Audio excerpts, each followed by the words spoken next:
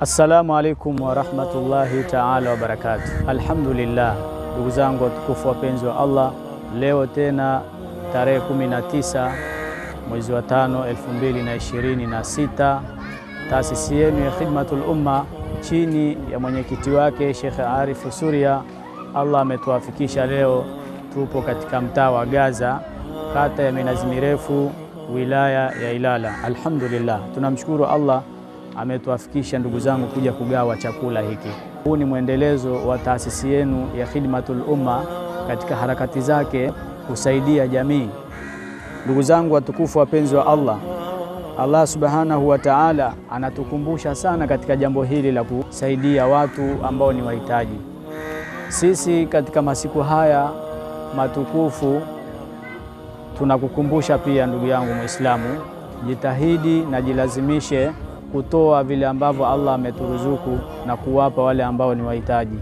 Ndugu yangu Muislamu, tunaambiwa sadaka unapoitoa haipunguzi mali yako, isipokuwa sadaka ni miongoni mwa vitu ambavyo kwamba vitakusaidia mbele Allah subhanahu wa ta'ala.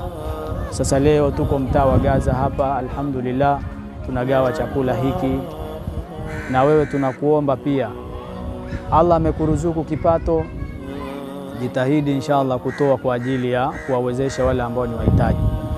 Ndugu zangu Waislamu, mimi nitoa wito ndani ya masiku haya matukufu, tupo katika mwezi mtukufu, tutoe na tuwafurahishe wale ambao ni wahitaji. Unapotoa sadaka yako si kana kwamba umepoteza, hapana. Tunaambiwa kile ambacho unakitanguliza kutokana na kheri yoyote utakaifanya, basi kwa Allah utaikuta. Wewe ndugu yangu Muislamu, toa kwa ajili ya Allah. Allah amekuruzuku, usiweke mali yako ikawa inakaa tu hivi. Toa, Allah amekuwezesha, toa ndugu yangu Muislamu, kheri kubwa itapatikana, na faida kubwa ya kutoa ni kufunguliwa mambo yako. Mtume anatukumbusha sadaka, unapoitoa sadaka inafuta yale makosa yetu, kama unavyoona maji yanavyozima moto. Kwa hiyo ni faida kubwa miongoni mwa juhudi kama hii ya kutoa sadaka.